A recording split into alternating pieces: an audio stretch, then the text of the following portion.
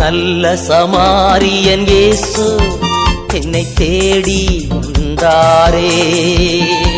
நல்ல சமாரியன் இயேசு என்னை தேடி வந்தாரே.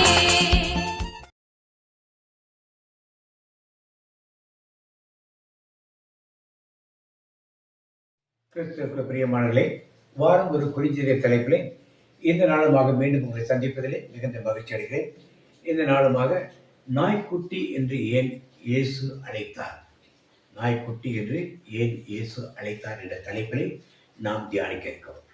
ஆண்டவராகிய இயேசு கிறிஸ்து பார்த்திப்போம். மத்தேயு நற்செய்தி 15ஆம் அதிகாரம் 25-26 வசனங்களிலே அவள் வந்து, ஆண்டவரே எனக்கு உதவி செய்வதை பணிந்து கொண்டார். அவர் அவளை நோக்கி, பிள்ளைகளின் அப்பத்தை எடுத்து நாய்க்குட்டிகளுக்கு போடுவது நல்லதில்லை என்றார். இங்கே இந்த பெண்ணை நாய்க்குட்டி என்று ஆண்டவர் அழைக்கிறார்.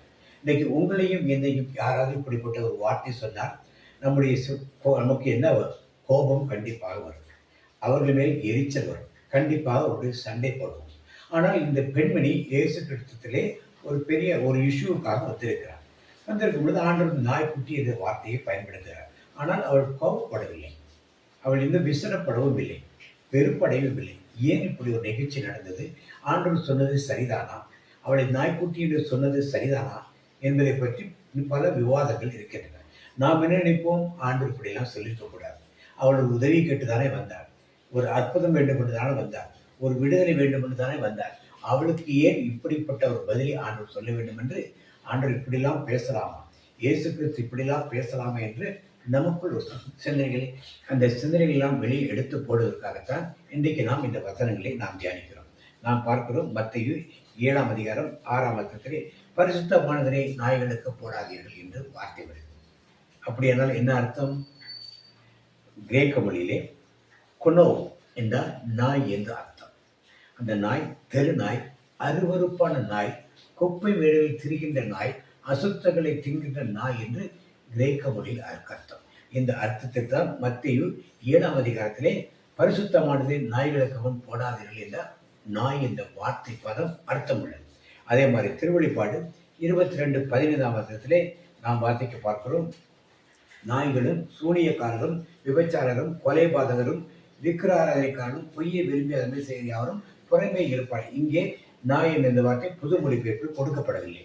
ஆனாலும் நாய்கள் என்றால் அருவருப்பான, இதே பதவியில் குணு என்ற ஒரு வார்த்தை தான் பயன்படுத்தப்படுகின்றது. இப்போ அசுத்தமான ஒரு நாய், அருவருப்பான ஒரு நாய், குப்பை வேடியில் அடைகின்ற ஒரு நாய் என்ற ஒரு அர்த்தத்தை அங்கே கொடுக்கிறது. இதுமாக 2 பேர் 2ஆம் அதிகாரம் 22ஆம் வசனத்திலே நாம் வாசிக்க பார்க்கிறோம், நாய் தான் கக்கிறதை தின்னவும் கழுவப்பட்ட பன்றில் சேற்றிலே புரண்டு திரும்பவும் திரும்பிடுது என்று சொல்லப்பட்ட மெய்யான பழமொழியினுடைய அவர்களுக்கு சம்பவித்தது. அப்போ இங்கேயும் நாய் கொண்டோம் என்ற அதே வார்த்தையை பயன்படுத்துகிறார். அவர் அருவருப்பான நாய், தெரு நாய், குப்பைகளில் மேய்கின்ற நாய் என்ற அர்த்தத்தில் குறிப்பிடப்படுகின்றது. ஆனால் இயேசு கிறிஸ்து அந்த பெண்மணியை சொல்லும் பொழுது நாம் வாசிக்கிறோம், மத்தேயு 15:26 வாசிக்கும் பொழுது, அவளை நோக்கி, பிள்ளைகளின் அப்பத்தை எடுத்து நாய்க்குட்டிகளுக்கு போடுகிறது நல்லது என்றார். நாய்க்குட்டிகள் என்றால் கொனேரியன் என்று கிரேக்க பதத்தில் கொடுக்கப்பட்டது.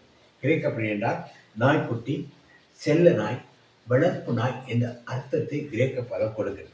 அப்போ இங்கே அந்த பெண்ணை நோக்கி அவள் நாய் என்று அருவருப்பான அந்த நாயை பற்றி பேசவில்லை, செல்ல நாய்க்குட்டி என்று அவள் சொல்லுகிறார்.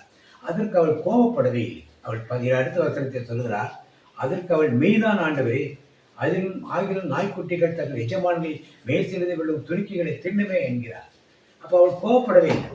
நாயின்னு சொல்லிதான் அவள் கோபப்பட்டிருப்பாள். அவள் கோபப்படவில்லை. நாய்க்குட்டி எங்கே வளரும் என்றால் எஜமானின் மேசையின் சாப்பாட்டு மேசையின் என்றால் வீட்டுக்குள்ளே வளர்க்கப்படுகின்ற ஒரு நாய்க்குட்டி, ஒரு செல்ல நாய்க்குட்டி. அவள் அப்படித்தான் பதில் சொல்லுகிறார்.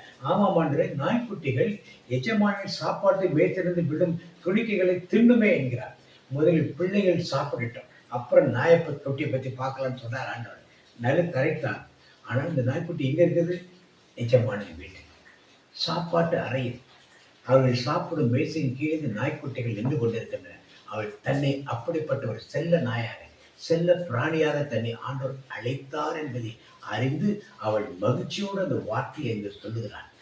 கிறிஸ்துவுக்கு பிரியமானவர்களே, எனவே இன்றைக்கு நாம் தெளிவான பதங்களை அறிந்து கொண்டு ஆண்டவர் இயேசு கிறிஸ்து அவளை மட்டமாக பேசவில்லை, உயர்வாக பேசியிருக்கிறார் என்பதை நாம் அறிந்து கொள்வோம்.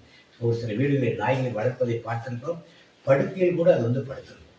அப்படிப்பட்ட செல்ல நாயைத்தான் ஆண்டவர் இங்கே அந்த கானானிய பெண்ணை பார்த்து ஆண்டவர் வார்த்தைகளை சொல்லுகிறார். அதற்கு பின் ஆண்டவர் 28ஆம் சொல்கிறார், உன் விசுவாசம் பெரிது, நீ விரும்புகிறபடி உனக்கு விசுவாசம் பெரிது, நீ விரும்புகிறபடி உனக்கு ஆகட்டும் என்று சொல்லி ஒரு அற்புதத்தை ஆண்டவர் அங்கே செய்கிறார்.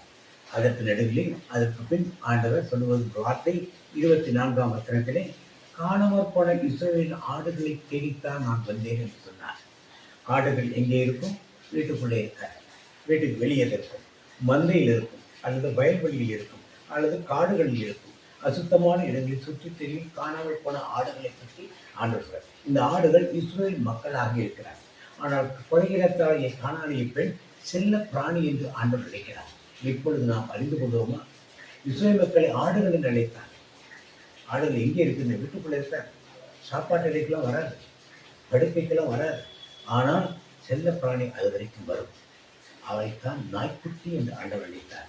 இஸ்ரவேல் மக்களை வெளியே வனாந்தரத்தில் தெரிந்த ஆடுகள், மலையில் அலைந்து தெரிந்த ஆடுகள், அசுத்தங்கள் மத்தியிலே அலைந்து தெரிந்த ஆடுகள் என்று அழைத்தார்.